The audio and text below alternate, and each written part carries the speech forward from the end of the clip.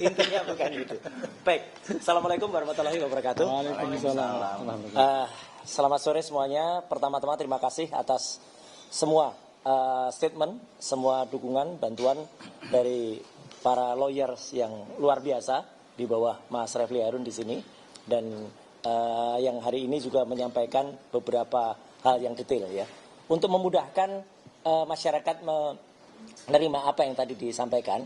Saya akan sedikit meresum sedikit apa yang dilakukan semuanya. Pertama-tama, yang tadi terakhir diterangkan oleh Pak Al-Katiri dan juga Pak Ramdan adalah perjalanan ketika saya dan Dr. Tifa itu mengajukan permohonan kepada Komisi Informasi Pusat DKI Jakarta, ya, Komisi Informasi DKI Jakarta, dan sudah muncul yang namanya Akta Registrasi Sengketa. Nanti secara detail akan saya broadcast, ya, Akta Registrasi Sengketa dengan nomor 022-5-KIP DKI tanda hubung PS 2026. Yang ini intinya adalah yang mengajukan dua orang, saya dan Dr. Tifausia Tiasuma. Untuk yang teradu adalah Kepolisian Daerah Metro Jaya selaku termohon. Intinya kami minta daftar dari barang-barang bukti yang ada. Karena selama ini yang diterima itu adalah daftar yang dihitamkan. Daftarnya saja dihitamkan, apalagi isinya. Maka kami minta daftar untuk bisa kami ketahui. Kenapa itu penting? Ini sangat berhubungan dengan statement Dr. Tifa di tempat ini kemarin, ya. Jadi ini sekaligus menegaskan kita ini semua sama, ya, baik tim TPDT, Troya, Tokham, maupun juga tim dari teman-teman sebelah, ya, timnya Pak Kosinudin. Semua gerakannya adalah sama, hanya tempatnya saja yang berbeda. Dr. Tifa kemarin mengatakan yang kita pentingkan adalah 3C. Nah, sekarang saya terangkan apa itu 3C. 3C yang pertama adalah clean dokumen. Jadi apa? Yang nanti kita butuhkan adalah dokumen yang benar-benar bersih. Dokumen yang bukan dokumen yang asal diunggah. Selama ini kita percaya begitu saja bahwa dokumen yang diunggah adalah dokumen milik Dian Sandi. Meskipun Dian Sandi akhirnya meminta maaf kepada yang Dian Sandi. Sorry. Nah ini. Ketika Dian Sandi mengatakan itu milik Joko Widodo, tapi sebenarnya file ini hanya 76 kilobyte.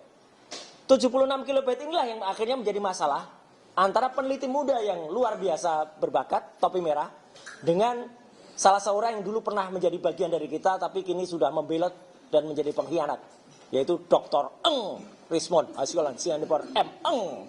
Ya, harus begitu cara ngucapinnya. Soalnya dia minta disebut namanya secara jelas. Kalau buat si Omon atau zombie marah, ya udah Dr. Eng, ya. Nah itu. Kenapa? Kemudian Dr. Eng tadi bisa menampilkan yang namanya emboss? Gak mungkin. Topi merah sudah menjelaskan dengan sangat detail, ya, bahwa file sebesar hanya 76 kilobyte itu kalau dibesarkan itu pecah. Logikanya sederhana. Teman-teman dapat WA, gambar di WA yang ukurannya hanya di bawah 100 kilobyte, coba dicetak poster atau dicetak spanduk, pecah. Itulah makanya yang namanya emboss dan watermark yang ada di presentasinya Dr. Eng tadi palsu. Itulah makanya itu bukan clean dokumen. Ya. Jadi itu bukan clean dokumen. Yang clean dokumen adalah dokumen yang benar-benar nantinya misalnya itu disampaikan adalah yang memang berasal dari produk yang jelas. Itulah makanya dilakukan oleh Dr. Bonatua yang tadi melakukan penelitian dan melakukan buku yang akhirnya clean dokumennya tidak ada kesimpulannya. Jadi ini penting sekali ya, perlu jelas. Clean dokumennya tidak ada.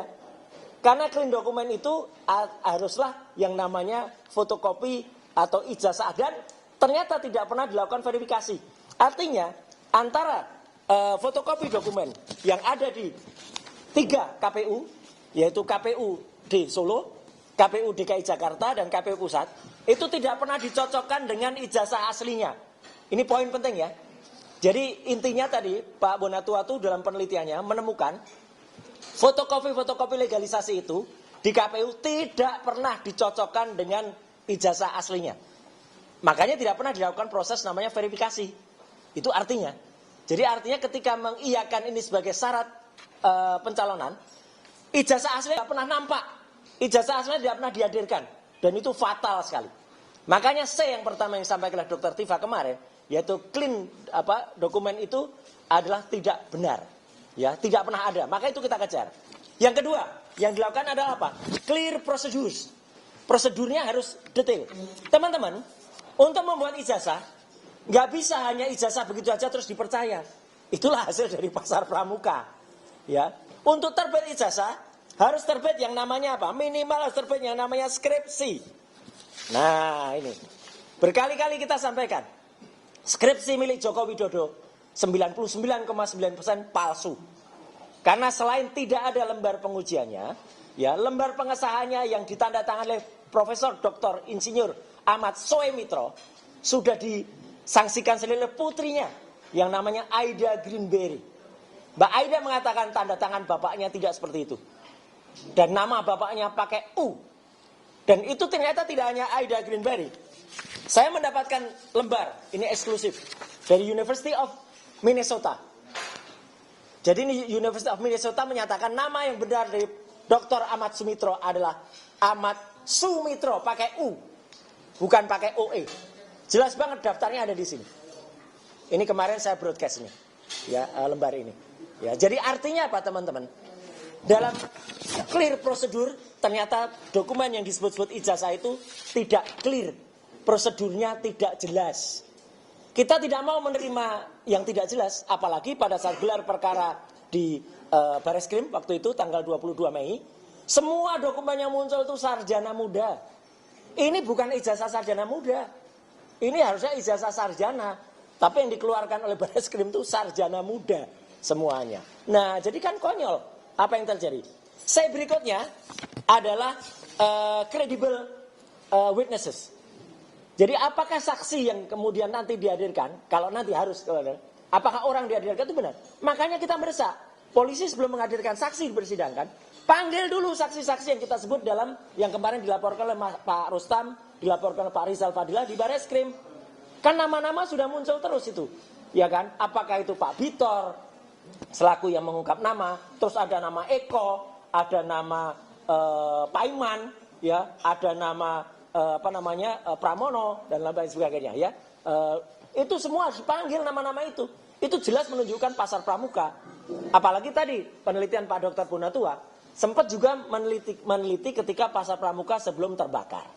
Jadi teman-teman semua, 3C yang kemudian disampaikan oleh Dr. Tifa kemarin, itu adalah hasil pemikiran kita sejalan dengan apa yang kita lakukan semua ini.